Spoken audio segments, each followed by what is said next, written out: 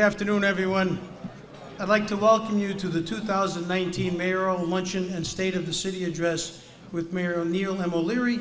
I'm Dr. Bill Pizzuto, the Director of the UConn Waterbury Campus and Chairman of the Waterbury Regional Chamber. I want to thank you all for taking the time from your busy schedules to come out today and to focus on this great city. We appreciate all of the elected officials and the city dignitaries that are here with us today. We're also grateful to our chief elected officials of several neighboring communities. Today's event is supported by many companies who value the Chamber's efforts in public policy, and indeed they are showing support for Mayor O'Leary and the City of Waterbury. Our platinum sponsors today are KBE Building Corporation and Post University. I want to thank you both for your tremendous support of our mayoral luncheon. So please thank me in acknowledging President and CEO John Hopkins at this table here. John, thank you. Appreciate it. KBE Building Corporation is also committed to the Chamber and our region, and with many projects underway throughout Greater Waterbury. It is now my pleasure to invite to the podium Mike Kolakowski, the President and CEO of KBE, to say a few words. Mike.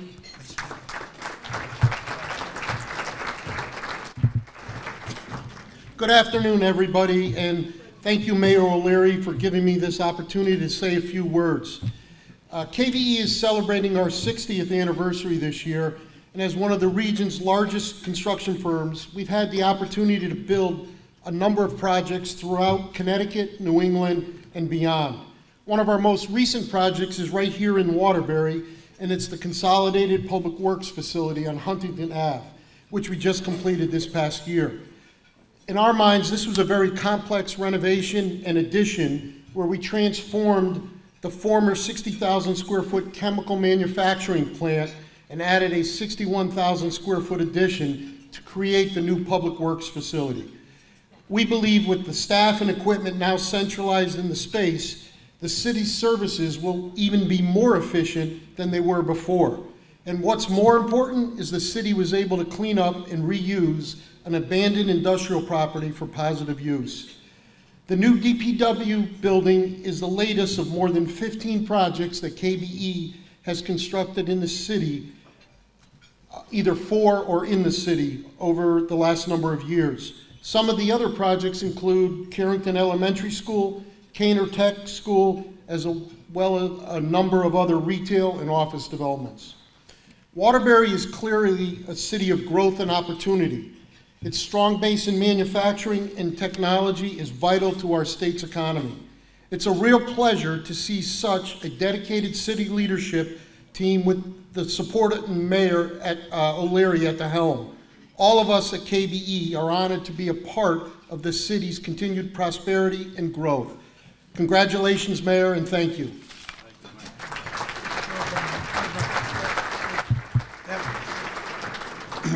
Thank you, Mike. We would also like to thank all of the sponsors that are on the screen and on the program materials on your tables.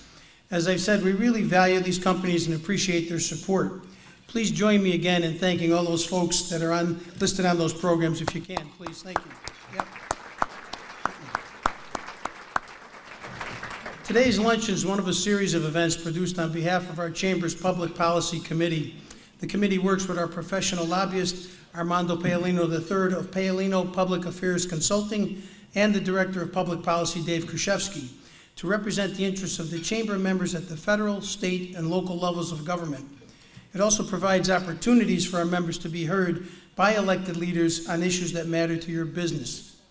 Your participation today demonstrates that the local business community is committed to playing a role in the civic affairs of the City of Waterbury.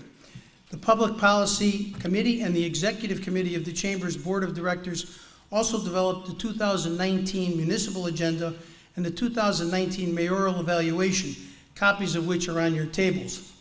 To provide some insights into both documents, it is my pleasure to invite to the podium Bill Palumba of Blazier Chevrolet Cadillac, the Chamber's Vice Chairman of Public Policy and the Chairman of Public Policy Committee. Please join me, Bill. Thank you. You got your notes? Okay. Thank you, Mr. Chairman. Welcome, everybody. Good afternoon. Before I dove into the agenda and the the evaluation, I did want to just say a quick few words to acknowledge the leadership of Dr. Bizzuto, who is, while this is his last official function, it will be one of the last times he's speaking in the role as chairman of the Waterbury Regional Board of Directors, and he's done a terrific job over the last 2 years, so I just wanted to thank him.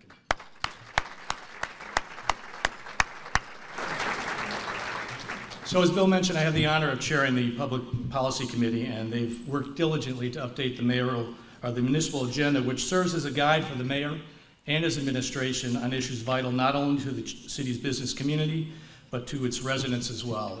As we've said before, if businesses succeed and thrive in the community, then its residents will as well. So, diving right in to the municipal agenda, the agenda is meant to serve as a guide for the mayor and his administration on issues vital not only to the city's business community, but again, as I said, to his residents as well. The priorities set by the agenda include fiscal management and city governance, economic development, public education, and quality of life. And I won't go through all of them because the booklets are on your desk, but a couple of the highlights and some new recommendations I just wanted to cover very briefly. In the area of economic development, the Chamber encourages the promotion of private investment in the city's federal opportunity zones. We support the improvements to the Waterbury rail line, both in infrastructure and in service. And we support working toward creating and implementing a new regional economic development agency to leverage state government funding. In the area of public education, we advocate the promotion of STEM and trade training opportunities to both middle and high school students as a viable option to college for a career after graduation. And we also support working with members of the state legislative delegation from Waterbury to correct the inequities in the state's educational cost sharing, or ECS, formula. I know that's something that's very high on the mayor's agenda as well. So as one of our responsibilities, as Dr. Bizzuto mentioned, we also completed the 2019 mayoral evaluation. This evaluation reviews the administration's efforts as they relate to last year's 2018 municipal agenda. In all, the administration is rated on its performance regarding 16 issues divided into 4 categories: fiscal control and city management, economic development, quality of life, and education. For each category, there's one of 3 ratings possible. There's exceeds expectations, meets expectations, or needs improvements. The rating of meets expectations is not meant to imply that substantial work has not been done to address an issue, and similarly, exceeds expectations does not necessarily mean that the Chamber believes that work on the topic is completed. Needs self-improvement, I think, is self-explanatory. Overall, the good news is the mayor evaluation provides ratings of meet expectations this year on 6 of the issues and exceeds expectations on 10 issues. We believe as a chamber that this represents a fair evaluation of the current administration's performance over the past year on issues of importance to the Waterbury business community. And in that vein, to continue with the importance of our agenda, we do have an event coming up on March 20th. It's Connecticut Business Day at the Capitol. It's organized by CBIA, and we have a bus from the chamber that will be going to the event, and I do encourage everybody that can possibly go to this to attend. If you cannot go, I still encourage you to reach out to your legislative officials to share your concerns on various issues facing the business community. Realistically, we're not going to change all the minds up at the legislature in Hartford, but at the very least we may sway some, and we may certainly show our support for those that support our business positions. So the bus does leave out of Nino's parking lot, which is conveniently located just right across the street from Blazier Chevrolet Cadillac. So if you're in the area for no other reason.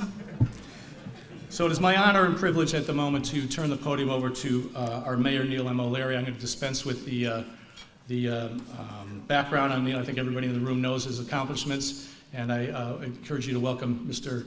O'Leary to the podium. Mayor. Thank you, Bill. Good afternoon, everyone. Great to see you all here.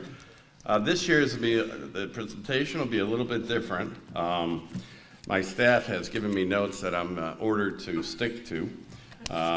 because you know me, I can easily make this into a dinner if you'd like. Sure. But I'm very humbled, first of all, to be here with all of you and the amount of the crowd, the over 300 people here. You really have touched me once again. The Chamber, of course, Lynn, under your leadership, doing a great job here in the city and also in the region. I'm really thrilled to be here as your mayor and have a very strong presentation which will cover many areas, but we are continuing to promote fiscal stability in the city, dynamic economic development, and improving the quality of life here in the city of Waterbury. I also want to thank our sponsors again for continuing to support this event, as it gives everyone, I think, a great opportunity to be here together, to get to know each other, to mingle, and of course to talk about different ways to support not only Waterbury but the region as well. I also want to acknowledge the volunteer effort between the Works Group and Power Station for helping us put this presentation together. You guys are great, you really are. So let's dive right into economic development. I've got a big agenda here, so I'm going to talk a little faster than normal. But I really want to emphasize some of the successes and talk about things that are happening in the future. As we dive into economic development, one of our most successful efforts has been the Waterbury Industrial Commons. And again, you might recall Senator Chris Murphy was instrumental as a congressman back then to securing $15 million from the Department of Defense to get this project up and going. I want to thank Jim Lajewski and his staff at Levada who are here today for doing a great job working with the city to make that into a magnificent manufacturing facility. As you can see, in addition to Levada, we also have two other major tenants there that are doing great work, manufacturing work, and creating jobs along the way. As we go further onto the Waterbury Industrial Site on the south side, you might recall City of Waterbury's plan was to build a public works facility there on that 10 acres. We scrapped that idea and sold the property to King Industries, and they have been incredible. Bob King is here with us today. They've been incredible stakeholders in this community already, and they haven't even relocated.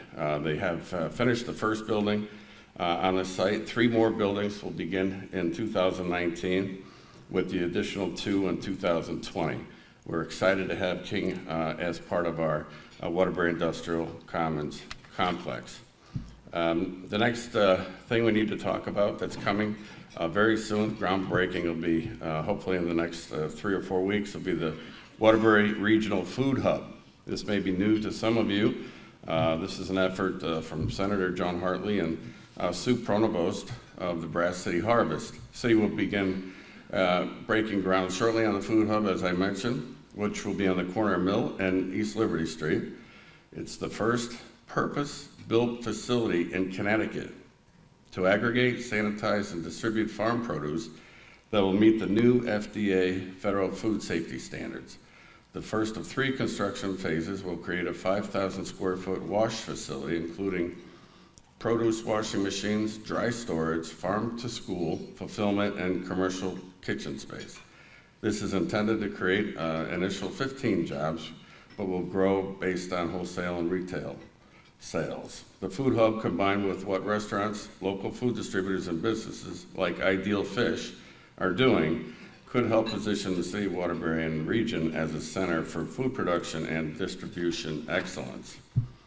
While we're in the South End, we'll talk about the 6 active projects, including the Food Hub. We have the Animat demolition, which is a huge project that's getting underway as we speak.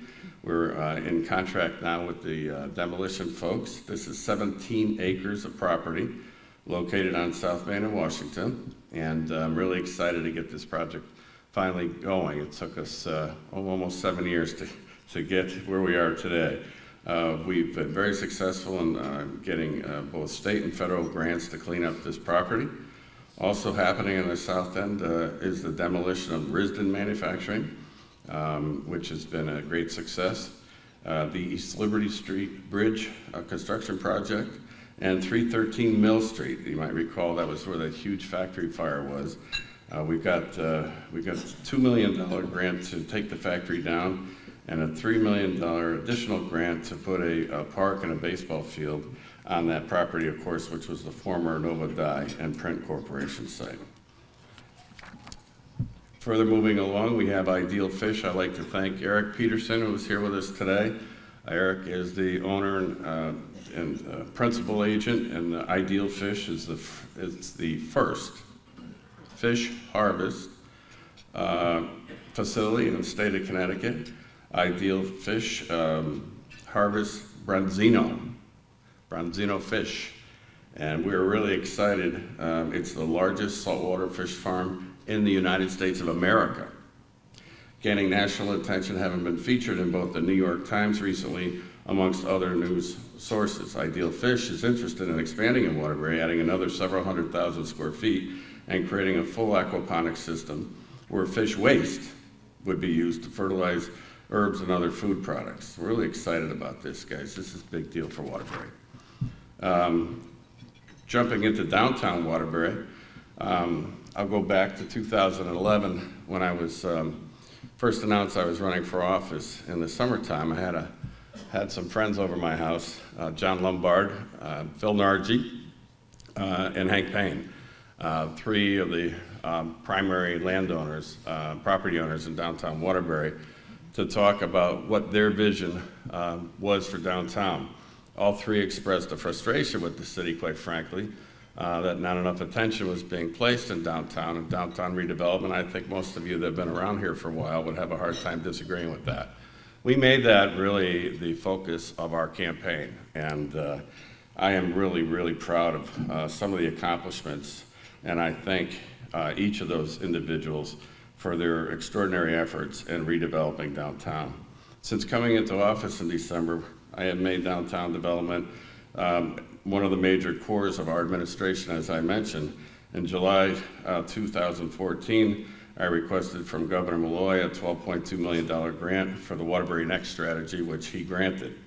The strategy consisted of 6 initiatives developed to build on momentum in the city's most recent revitalization, and called for a series of strategic public-private partnerships, which we're so thrilled about the private investment in downtown Waterbury, to continue the momentum forward. I believe firmly that the restoration and utilization of the Howland Hughes building represented a critical piece of the puzzle for downtown. And of course, as you all know by now, I'm pleased to say that in December of this past year, Howland Hughes, the largest commercial building in Waterbury's historic downtown, welcomed and opened its doors to Post University. We got the slide ready, Mac? Post is delighted to be here. We made a very significant decision to come downtown, and it was driven by a number of things. First off, Post started downtown Waterbury. Although we've remained in the community for 130 years, this is our home. We think Waterbury has limitless potential. You look at the workforce, the diversity in the workforce. We got a couple great hospitals. We have a couple great universities. It's culturally enriched. When we made the decision to come down, that whole process took a couple years, and I will say it was a very difficult process. You know, there are 6 different entities that are involved, from the state to the city. You got 2 developers, you got WDC, and you've got Post University. So getting all of those enterprises aligned was difficult. And the mayor choreographed so much of that, and without his leadership and perseverance, this deal never would have gotten done. But it got done after a couple years. And I have to say, the decision to come here from Post perspective it's been reinforced. It's so the right decision. It's very advantageous for Post because Post has been going through some very significant growth over the last couple years. And we actually anticipate that growth to continue. And so my hope is that in short order, there will be a need for additional buildings, and having a downtown campus for Post University would be great for Post, and I think it will continue to be transformative for the city of Waterbury. Thank you. so much, John.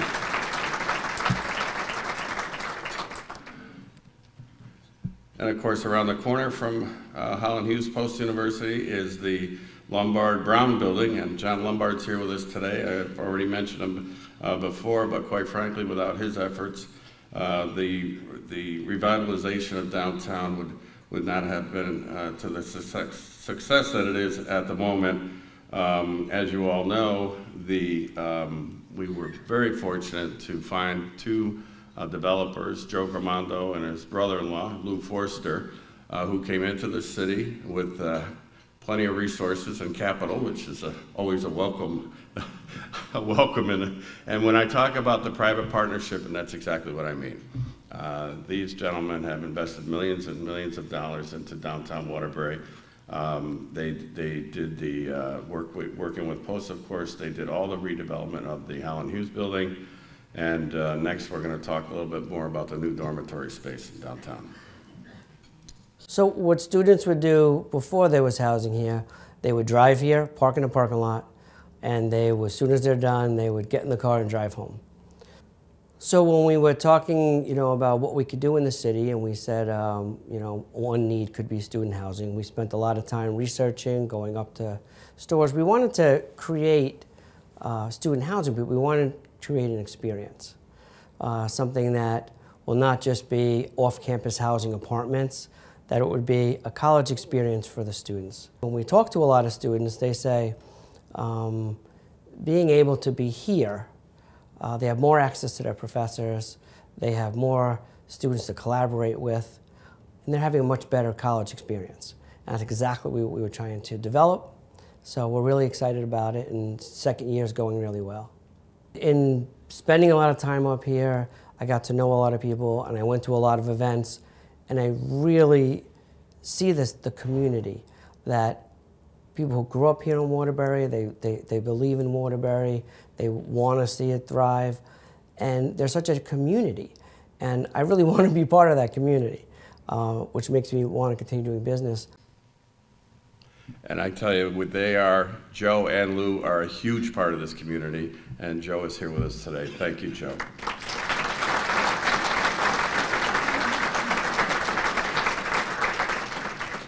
And of course, the University of Connecticut, right in downtown Waterbury. We have enjoyed a partnership with UConn over the last 7 years. It's been unprecedented. The director and leader happens to be the president of the chamber, Dr. William Pizzuto, and he's got some remarks as well. With respect to housing downtown, I think that's a significant component in keeping our youth here. Housing downtown like Parag had done, or Joe Gramando, or with Green Hub Development, they're providing affordable housing for college students. Hopefully that transitions into more affordable housing, more private developers coming into the city, and I think that's happening based on the inquiries that I get and the city gets about buildings that will be soon turned around and back on the market. The mayor's had a tremendous impact on UConn. I've been with this campus about 19 years, and the exponential growth due to his administration and oversight, working with UConn, the city, the hospitals, the banks, they've all come together to not only offer programs and courses that the workforce needs, but also with respect to the infrastructure. Things like the rectory building, that was a desolate building, he brought back through funding with the city. We use 6 classrooms, multi-campus space for events on the 4th floor. There's a Starbucks in there now, which created jobs for our students. He was instrumental in working with the developer of the Brown Building for private student housing, which our students now have Res Life experience, which is part of the college experience. He's mainly now focusing on streetscape of East Main Street, which will start from the green all the way up to the police station. That'll be roads, the street sidewalks themselves, trees, infrastructure, Wi-Fi, plantings, you name it, and that will change the curb appeal as well as accessibility to the businesses and the rectory building. It will be welcoming to the city of Waterbury for potential parents and students who come here for the first time. I grew up here, I lived here, I went to school at the old Crosby.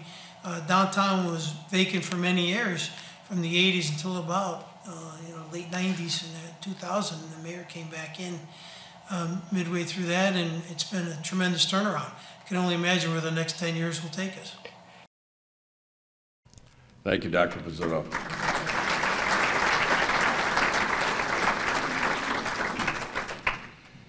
Okay, moving on to Waterbury Next Phase 2. So recognizing that this was Governor Malloy's last year in office, I thought we would take one more bite at the apple. And I went to him with a rather aggressive request for $15.5 million in grants to start the next phase of downtown redevelopment, which is, of course, we've labeled it Phase 2, but the State Bond Commission approved the request, and we've got these major projects now happening, which include, by the way, the renovation and revitalization of 36 North Main Street, which some of you may remember was called was actually the Oddfellows Hall. It's a 6-story, 40,000 square foot building on the National Register of Historic Places, located on the Waterbury Green and backs up to the UConn Waterbury campus. This building has been empty for a decade. And we are very, very happy that this project is going to get off the ground in this spring, and we're going to start revitalizing this building and hoping that you know, one of the universities will occupy the majority of the building, thus allowing University of Connecticut and possibly Post to expand their curriculum and bring even more students into downtown Waterbury. The second object of Phase 2 is the repair that Dr. Pizzuto mentioned in the video, the streetscape project of East Main Street from the Green to the police station. This will replace a water main that's 100 years old in the ground, patch the sewer line, replace catch basins, new pavement, printed crosswalks, benches, and increased lighting. And the last part of that $15.5 million is something that's very near and dear to all of us, I think, who have been here for our life, and that's the knocking down, demolition of 130 Freight Street, that really unattractive, blighted, disgusting looking factory that was left to us some 40 years ago. We've done so much environmental remediation there over the last several years. Our plan now is, with this $1.5 million, is to demolish the factory site, which of course is the old Anaconda, and then we're going to do a little more environmental remediation in the ground, and then we'll have a 15-acre clean, shovel-ready site right in the heart of downtown Waterbury. So I'm excited about that project, and boy, I'll tell you, that one has taken us a long time to get going. You might recall that in April of 2014, we were very, very fortunate. We applied for a Tiger Grant. Tiger Grant is comes from the federal government, transportation-related grant. What we wanted to do was to revitalize the Freight Street corridor. And I sought the advice of Governor Malloy, as he had successfully gotten a Tiger Grant for the city of Stamford when he was the mayor. And we went through all the, oh my God, it took us about 6 months to put this application together. And you know, Governor Malloy was pretty funny about it. He said, well, you can put it together and do all the work, and you should do it, but there's no way you're going to get it. No one ever gets it on the first time. And I couldn't wait to call him up and tell him we got it on the first time. Anyways, we got a $14.4 million grant, and I'm happy to report that the final completion of Phase 1 Freight Street improvements were completed in May of this past year. This included construction of the new roadway, bike and pedestrian paths, new lighting, updated utilities.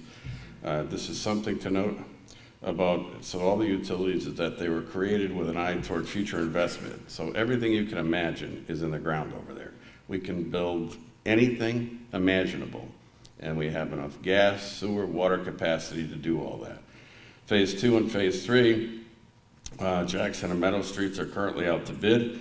We anticipate construction starting in May of 2019 with substantial completion occurring around December of 2020. Jackson Street is the reconstruction and extension of this dead-end road from Bank Street across Freight Street all the way through to West Main Street, which will create a new north-south connection to downtown. Meadow Street.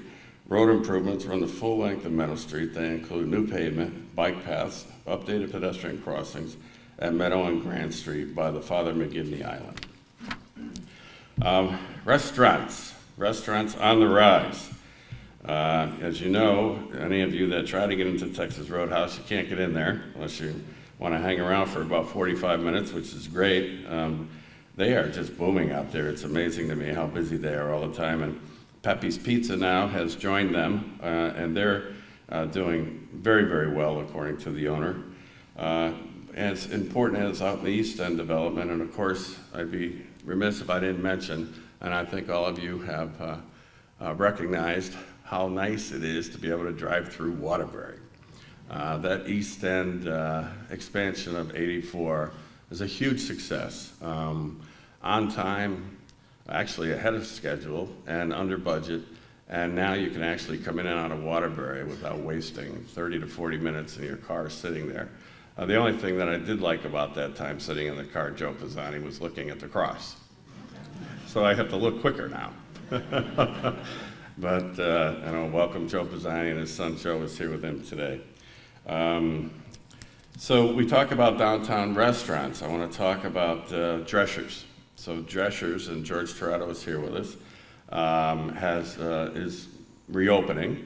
They had a soft opening last night, and we had a fundraiser there. And I have to tell you, and I mean this sincerely, I can't wait for all of you to see it. It is amazing. It's amazing the work that has been done inside there. It's amazing that George did most of it himself. He's very handy. And it's also amazing to see that restaurant open again, as all of us were deeply saddened that the landmark restaurant in downtown Waterbury had closed. So I'm really excited that it's open. And before you turn that on, Mac, I also want to mention the Art of Yum is doing well in downtown Waterbury. And there's also a new restaurant coming in at 92 Bank Street, Phil Nargi's building. The old Circa Bistro is going to reopen as BK Supper Club. And they're in contract now, and they're doing some remodeling, and I guess they'll be open in a couple of months. So go ahead, Mackie. Drescher's was a restaurant here in Waterbury that served the locals for over 30 years. I can remember back when Mayor O'Leary announced his run for mayor, he did it in a downtown vacant building, and he emphasized that his goal was going to be to revitalize this whole area, bring businesses downtown, and here we are 8 years later, and he's done exactly that. I felt that right now, in this moment, I've seen so much progress in the last year and a half alone, and I feel that it's going nowhere but up, and I wanted to be a part of that. I wanted to be a part of not only investing my time and effort into the city of Waterbury, but actually being a part of downtown revitalization. Thank you, George.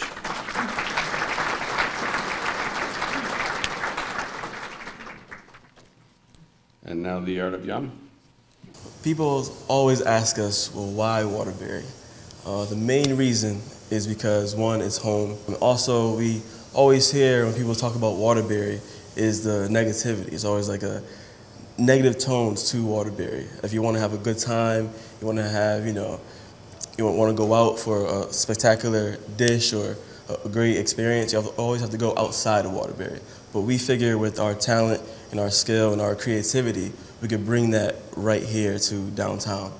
So you don't have to go to your West Hartfords or your New Havens. You could come right to your hometown and be proud that someone from here is actually giving you something to be proud of. We feel like Waterbury is a hidden gem that a lot of people take for granted. I think for downtown Waterbury to have a place like the Art of Yum, it brings other people downtown as well to want to come down here because they see a restaurant like ourselves doing a lot of business and having a lot of people come in, and we're bringing the attention to downtown as well. Also, the reason why we come is we could do better community work and give back to who helped raise us, and we feel it's only right. And we feel that so far we're doing a good job at, one, helping the community, and two, making Waterbury proud.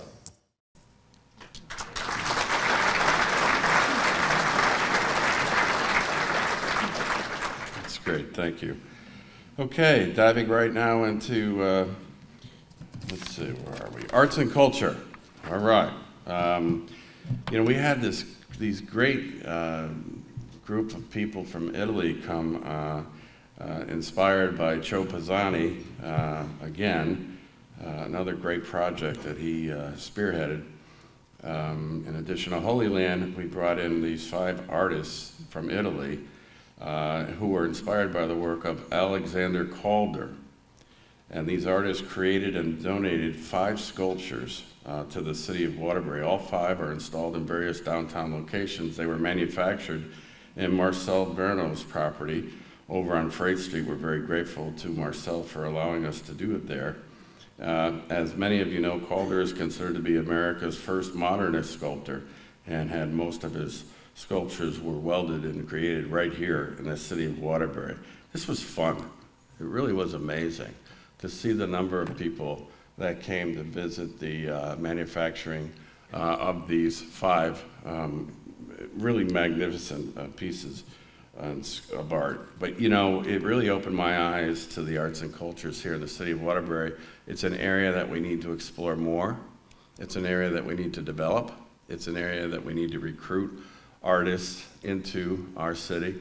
And this was amazing. I'm talking about hundreds and hundreds of people who came to watch all of this take place down on that factory site on Freight Street, and it really was inspirational. And I'm really, really grateful to everyone who was involved in that effort and opening up all of our eyes to the potentials here in the city of Waterbury for more arts and culture. Moving on, Matatuck Museum, we're so happy. Senator Hartley, I don't know if she's here today, and I took a ride up to OPM last year and asked for a $3 million grant to do the renovation and expansion project over at the Matatuck Museum. Of course, as CEO is Bob Byrne. You know, Bob came to us and said, you know, if we can get, we've raised about almost $1 million privately, and if we could get the grant, we could get the project off the ground. And I have to tell you, Joan, in her very convincing way, was able to convince Ben Barnes that this was a great project for downtown, and we really were very, very grateful to get the grant, and now that project is off and running. The award came in July, and the museum estimates that the completed project may bring an additional $1 million to the local economy. A few highlights include 6,000 square foot exhibition space, a rooftop lounge, more curator and workspace, and a new gallery as well. So very excited. It's just another great thing happening into downtown Waterbury. Palace Theater. The 2017-18 season was extremely successful. We had been challenging the Palace over the last couple of years to turn the lights on a little bit more, to open up to the community a little bit more, and to bring more folks into Waterbury. Well, thanks to the leadership of Dr. Jacoby, who chairs the board, as well as Frank DeVera, the executive director, the Palace hosted 67 shows, including the Webster Broadway series, 89 special events, a lot of them community related, which I'm very grateful for. Bob Dylan returned to the stage in November, having performed there in 1975. Over 70,000 tickets sold, and nearly 10,000 of those being first-time Palace theater goers. Here's another interesting fact. Of the folks attending the Palace, 77% of those folks were from outside the city of Waterbury. So more and more people coming from outside the city into the city. As you all know, I'm assuming most of you have been in the Palace, and if you haven't, you should make it a point to get there. It is the most magnificent, magnificent theater. And the 70,000 people that enjoyed the Palace this year was up 8,000 over the previous year.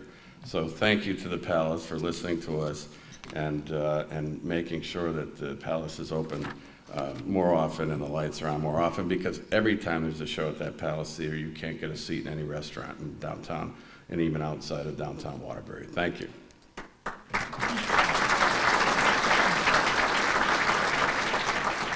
I'm also very proud to say that the Seven Angels continues forward under Semina's leadership. The 2018 season also added culturally rich to our city, of course, with 5 shows on the main stage, 4 community shows, a total of 150 performances, and they had over 20,000 people attend their theater this year. So it's a great little place, and they do such great work inside there, and the city is actually committed to a pretty extensive renovation project in that building for this year.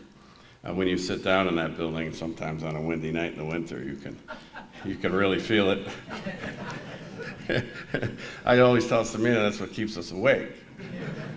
But we're gonna do some great work over there in 2019 and 20. The Gathering is another cultural event that we have here in the city. We had our 6th annual gathering, and this year was such a huge success. We've been blessed with good weather. I probably just jinxed it, but the truth is we've had about 20,000 people come into downtown to see. Over 100 countries are represented in some manner, from tables to floats to food to performers. We have the parade in which every single school in the city of Waterbury participates in. It's great to see thousands of students in the parade, and then having them inside the gathering learning about other cultures and traditions. It's really fun. It's a great day. One of the things I'm really proud of is the River Brigade. We started the River Brigade on the heels of the Snow Shovel Brigade that we started in 2013. We had that awful spill in the Naugatuck River back in October 2017. I was personally devastated by it, quite frankly, as I think all of us in this community were. Some from something bad, we try to make something good. This is something good from that. First of all, we cleaned up our efforts down there at the at the Water Pollution Control Plant. We've taken care of that issue, and that was a smooth transition. We actually outsourced the entire operation, but every single employee down there was offered a job and took a job, quite frankly, with Jacobs, who now runs the Water Pollution Control Plant. And we declared 2018 the Year of the River. We hired 10 high school students to work for the summer in the river, and it was the most amazing. Honestly, it was just a fun summer with these kids under the direction of Kevin Zach, who is the world-renowned Naugatuck River advocate, and Kevin is here with us somewhere today. Thank you, Kevin, for your efforts. After years of these rehabilitative efforts, this is the most meaningful summer I think that the river has seen. Rivers bring communities together, and this is why we declared 2018 the Year of the River, and this is why we started the River Brigade, which I am proud to tell you will be in place again this summer of 2019, and we'll be hiring 10 more high school students. And it gives them a real opportunity to understand the ecosystem of the river. And not only that, the newspaper, the Republican American, has been very helpful and providing a lot of press to this and photos to this effort, which we're grateful for, because it's really educated not only the students who worked on the river, but quite frankly, all the readership and all the other students in the city of Waterbury, and we're very, very proud. And we're grateful to Waterbury and St. Mary's Hospital and LeBon's Market, also Industrial Riggers, who provided us, the hospitals provided us $20,000 to pay the students. Bob LeBon provided lunch every day for our students. And John Slavin provided the rigging to take some of the, you can see some of this heavy equipment and motors, and you wouldn't believe the things we found in that river, quite frankly.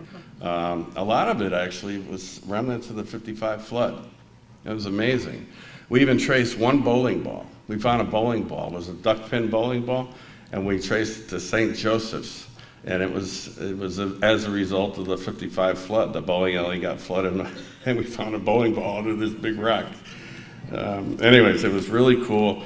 These kids had a really good time. They bonded. They got to know each other. They were a very diverse group, and it was just an awful lot of fun. And as I said, we're going to do it again in 2019. The Waterbury Greenway. I was convinced it wouldn't happen in my lifetime. I think many of you might feel the same way.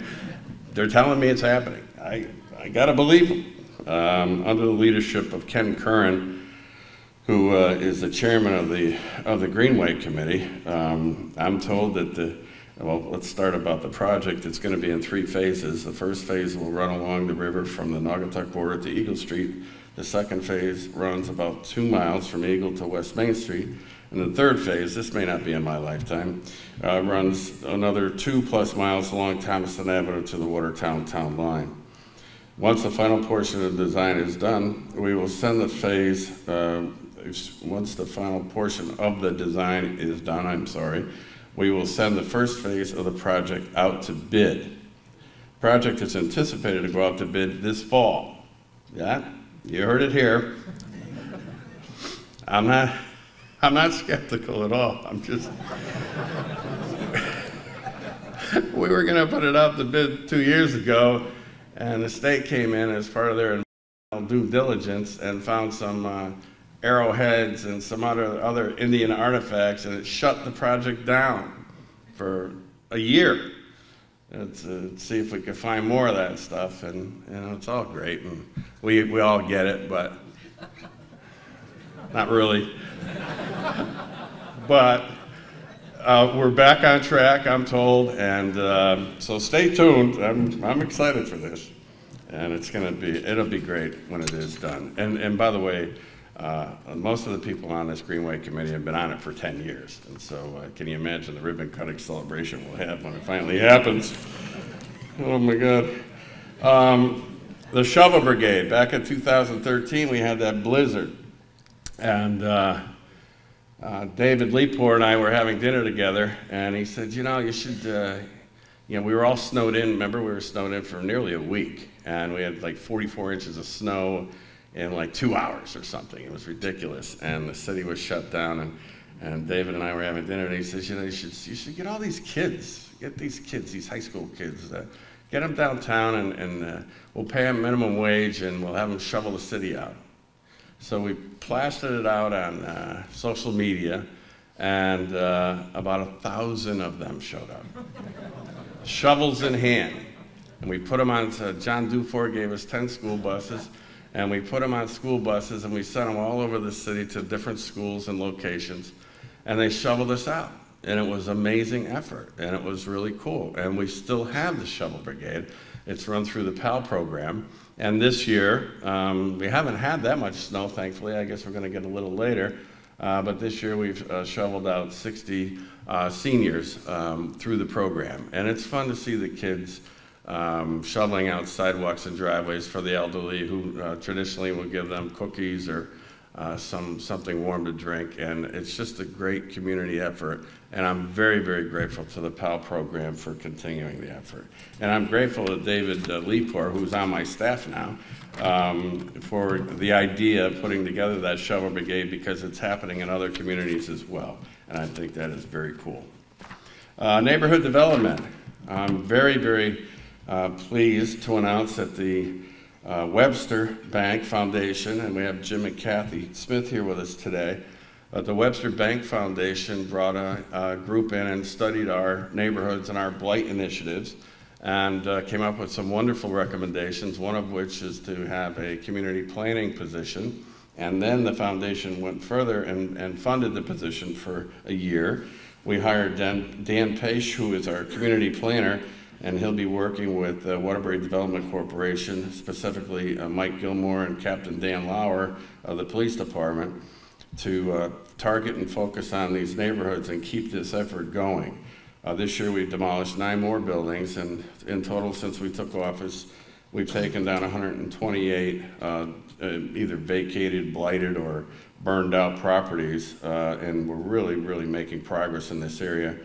And I'm very grateful to the Webster Bank Foundation for their efforts and keeping us going forward in these efforts. And again, that's all part of the private partnership, public-private partnership. We can't do it without you guys. Okay, on the state of the city, in regard to our Q Alerts system, we set this system up the first year I was in office. We bought some software, and it's really cool. And when you call in, you can do it by cell phone, obviously, or you can do it through email or text, and you can report something that needs to be addressed. The report comes into the Citizen Service Center, goes right into the computer, and then ultimately goes to the department that can handle the request. To date, we've done over 41,000, addressed over 41,000 issues reported through all of our citizenry. And it's wonderful because if you report something, you'll either get a text or an email or a phone call telling you that the situation has been addressed. And it's really a wonderful system, and it's very satisfying to our constituents, which we're obviously so pleased about. The fun part of this is, again, this is off of the Shovel Brigade and the River Brigade. I was thinking about ways to engage students. We've hired 5 high school students. So we have 5 high schools here in the city. We asked the principals to nominate a person who would be interested in working for the city in the constituent center, the Citizen Service Center. And we've hired 5 kids, 1 from each school, and they're working out great. And again, it just gives these students an opportunity to learn a little bit more about government, work in the center, and then they'll be working in and out of the mayor's office all summer long. So I'm really excited for these kids, and I actually want to expand the program to 5 more. I'd like to have 10 kids, give them an opportunity to see what government is really like. I don't know if they'll continue on after high school in government, but we're hoping that they will, and that they'll learn that it is actually fun to work for the city of Waterbury, and quite frankly, it's a privilege. Also moving on to our police department, which I'm so proud to have our new chief with us here today, Fred Spagnolo. We're delighted at his leadership. He put together his team. He's got a command staff team that's second to none, and I'm really, really happy. We have seen an uptick in crime in Waterbury. Can't sugarcoat it. A lot of it is due to the opioid epidemic, which we'll talk about in a second, but the reality is I don't like it any more than any of you. And Fred is very aggressive, and his team are very aggressive, and we're working with our federal and state partners. And I think that you'll remember the speech today when you see what happens in a couple of months. There's going to be quite roundup addressing some of these issues. And stay tuned. But Fred continues to understand and recognize the community relations aspect of the job. He's had a number of events since he's taken office, and even prior to that, that are bringing the police department and the community closer together. We've had great success over the last couple of years in our skilled workforce resurgence under the leadership of Kathy Awad, who is the director of the Northwest Regional Workforce Board and also a member of our Board of Education. We're working very, very closely together. We did this Manufacturers Alliance Service Center. The City of Waterbury bought that building. I think we bought it 2 years ago. We started this program. And really what we've targeted is long-term unemployed, veterans who come out and need jobs, reentry people, and then second career people, and we get them into our programs up there, and we train them in manufacturing, and it's made a huge difference in providing our manufacturers with a skilled workforce. But quite frankly, it's amazing to see what's happened in that area, and I'll talk a little bit more about the manufacturing aspect, but you know, the fact of the matter is through the Good Jobs Ordinance and other efforts, you know, we've really made some big impacts here in the city of Waterbury. One of the things that I'm proud of in the manufacturing field as well is this Waterbury Career Academy. It's this high school that we opened up. We're in our 6th year over there. So you got a picture of this high school. It's got a factory on the 1st floor. It's got a hospital wing on the 4th floor, an IT center on the 2nd floor, and video and all sorts of human service related on the 3rd floor. And it's amazing school. It's really amazing. Now we've only graduated 2 classes there so far because we're in our 6th year, but our graduation rate, 98.5%. There's no high school that has a graduation rate of 98.5%. We're really excited about it. Our 2018 valedictorian native from Albania, Deanna Lilo, is now at Harvard on a full scholarship. We also have students, as you can see, from on a full scholarship to Boston University, University of Virginia, Drexel, Williams, and Penn down in Penn State, excuse me, not Penn State, University of Pennsylvania, which I'm so excited about. These kids are amazing up there, and their parents are engaged, and it means everything when the parents are engaged. I know I'm speaking to the choir here, but you know, if we could find ways to continue to engage our parents in their children's education, they will be successful. You know, kids whose parents are involved graduate high school and move on. And so I'm still trying to figure out how to get these parents completely engaged in their children's education. Of course, if you ask my kids, I drive them absolutely out of their mind. And that's no joke. But, you know, moving on to Naugatuck Valley Community College. So we have the Manufacturing Center and Waterbury Career Academy. We try to get those kids over to Dr. Daisy Coco DeFilippis' school. Naugatuck Valley Community College is amazing. Have done amazing things in this community. This community college has taken our children who might not otherwise be able to go to any other college, taken them in and given them incredible opportunities, not only in manufacturing, but really in healthcare, allied health, the nursing program. There's so many other programs there, but what I'm most proud about, and I'm on the advisory council there, what I'm most proud about Naugatuck Valley Community College is that when we have a student who doesn't have any resources and no opportunity to get into any school, I can call Daisy, and Daisy finds a way to get him in every single time. And thank you. Dr. DeFilippis is here with us today.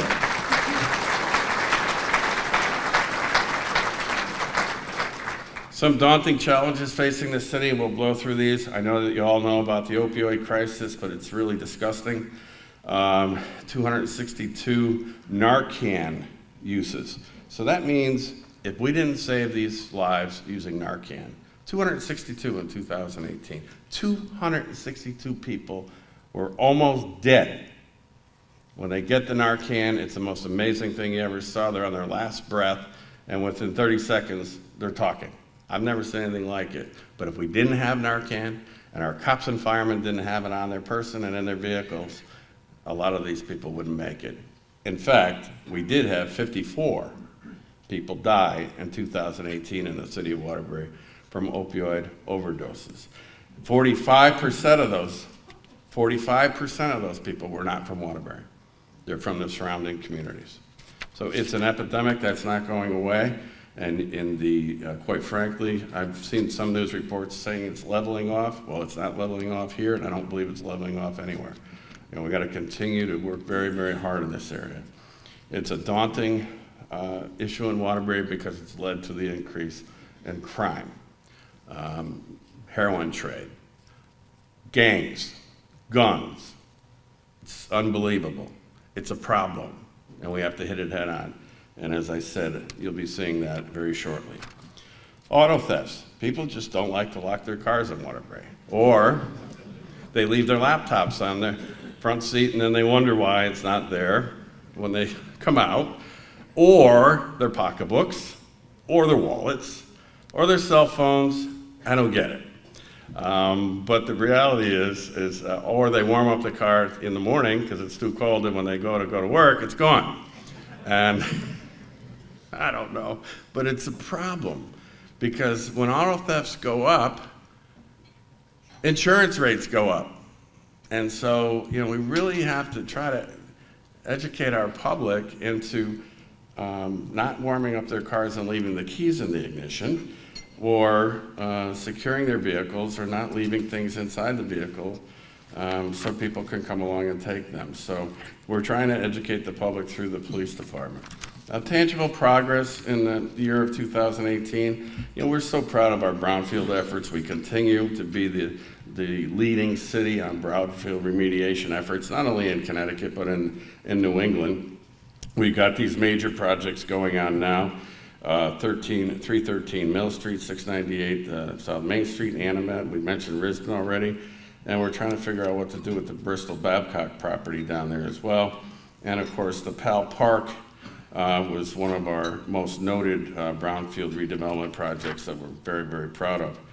Moving on to the Public Works facility that you heard Mike from KBE talk about, we are proud of this facility. As you heard, it was supposed to go where King Industries now, and then we talked to, and we're fortunate enough, Jim Smith hooked me up with Dan Lever, who was the, at that time, the owner of McDermott. McDermott had this 10-acre parcel on East Aurora, and we ended up buying it for $1.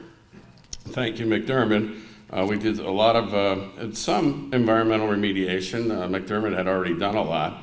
And it's the most amazing facility. You can't believe it. And what we've done is we've put everyone under one roof from all of our public works, whether it's parks, streets, fire, Bureau of Automotive Repair, police.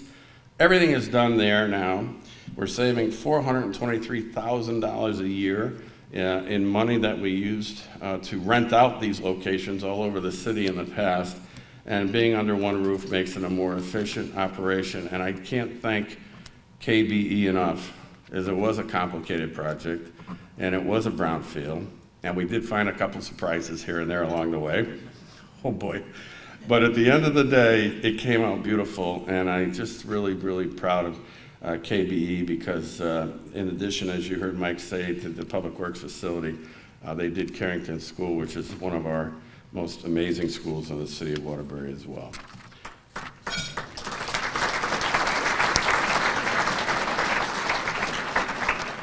So we're going to wrap this up pretty quickly because we've got a couple more videos to show you, but we've created 65 new businesses over the last 7 years, which we're really proud of, created about 2,500 new jobs, which we're really, really proud of. Our grant list has grown through these efforts. Which is amazing in these times. Our grand list grew again last year. It's grown over the last 5 years, $312 million, which provides another $17 million in revenue to the city of Waterbury, trying to stabilize our tax base. Through our efforts in manufacturing other areas, you see amazing decrease in unemployment over the last 6 years. When I took office in 2011, it was 14%. And the last reporting, it's 5.3%. So I'm really excited about that. Our bond rating is stable. There's very few cities, Stanford being the only city that has a bond rating as high as ours. And we held our bond rating this year when a lot of cities and towns saw reductions because of reductions in state aid. We were able to hold on to ours, and we're very happy about that because, of course, it's cheaper for us to borrow money with a higher bond rating, as you all know. With that, we'll move right into Johanna Hayes-Mack. When I was named National Teacher of the Year, I got job offers from all over the country. Sure. Every school district, now you can leave. And what I had to stop and say to people, no, you don't understand. This is where I want to be. Exactly. You know, I appreciate it and thank you, but at every level I was offered job opportunities. And I chose Waterbury. Right. Because Waterbury chose me first. Yeah, right. Waterbury is a place where everyone is welcome, where everyone are neighbors and friends. And when I had to decide where I would put my official office, it was very easy for me. Waterbury was my first choice. I want an office that is accessible to the people. I want it to be on a footpath where if people have questions, they could just stop in, where people can see their congressperson. I think the city is special in that the people are our greatest asset.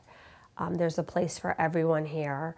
And one of the things that I was able to display and showcase during my time as National Teacher of the Year, something that I've said over and over, and that was that excellence happens here. There are so many programs and so many people and so many hidden gems and hidden figures and things that are happening that no one is aware of. And our students benefit, our families benefit, our communities benefit.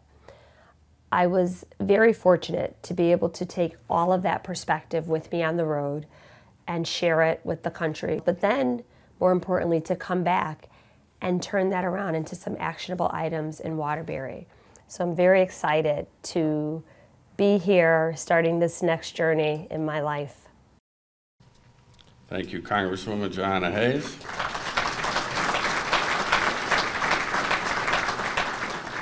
I really, this next clip I really like. Take a look.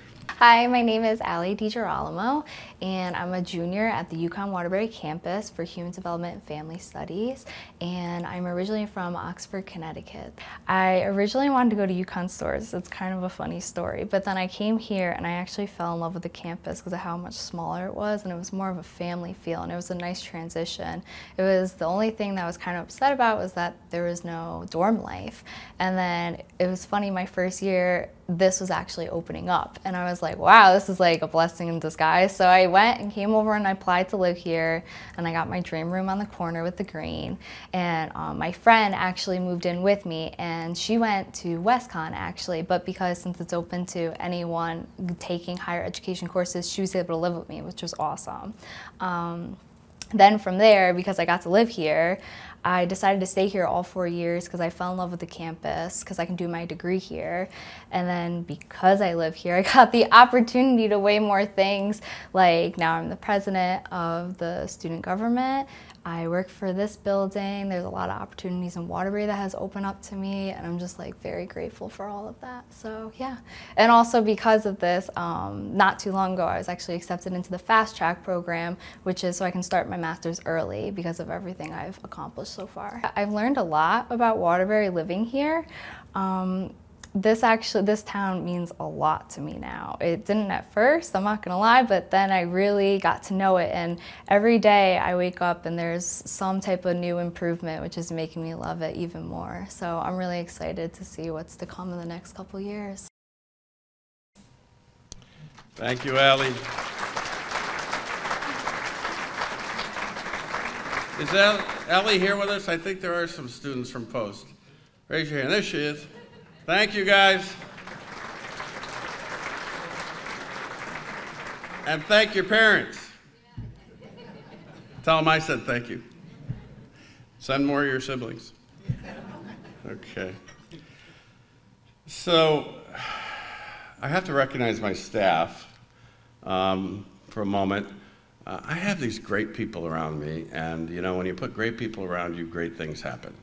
And you know, I don't tell them that every day. I'm not really good at that. I've worked in the police department for 30 years. I don't think my boss has told me 3 times I did a good job, but I didn't expect it. You just did your job and you do what you're supposed to do. And so that's kind of the way I was brought up. But I want to take this moment to make sure and recognize that I do believe in all of you. And they never complain, by the way, but I do believe in all of you, and I just can't thank you enough for the work that you do. Thank you.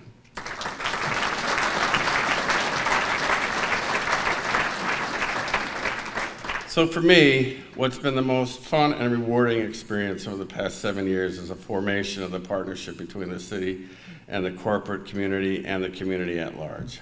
We've come a long way.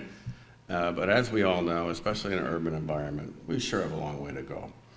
This is my 39th continuous year with the city of Waterbury, which I'm very, very proud of. Honestly, I wouldn't give back 1 second of it. I really am extremely humbled by all of the support of all of you, not only here in this room today, but over the last 7 years. There's been such an excitement for this city. You know, it's such a great feeling to be the mayor of a city where people really love their city and they love their region. And believe it or not, we enjoy a lot of support from people outside of the city.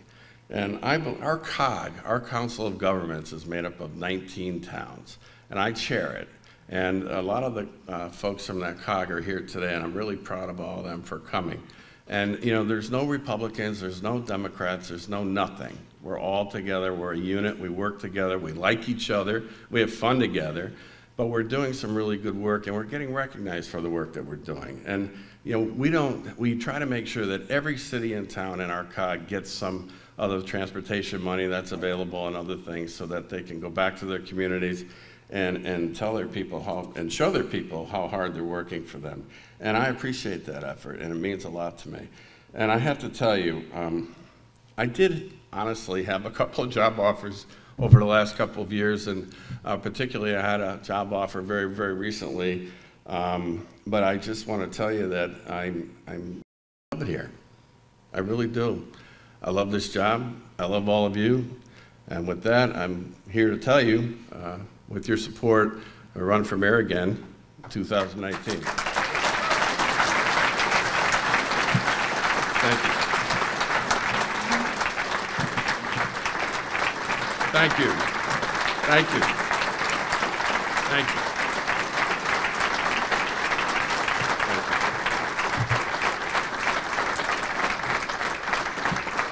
And with that, I'll call on Lynn Ward to come on up here and give us some remarks. Thank you. Thank you. Thank you. Fantastic. Thank you, Mr. Mayor. We are so privileged to have a mayor who is so dedicated to the business community, and we at the Waterbury Regional Chamber are really proud and fortunate to be able to work with you and your administration, and we thank you very much for that. To save time on our agenda this afternoon, we glanced over these documents, the mayor's evaluation and the municipal agenda. Please take them with you. If you have any thoughts, any questions for us, our Public Policy Committee is an open committee at the Chamber. We would value more business leaders to be involved with us. Thank you again to our sponsors, to all of the elected officials that are here, and again to the mayor and our board of directors, our chairman, Bill Pizzuto, and our chairman of public policy, Bill Palumba. Thanks everyone, have a great day.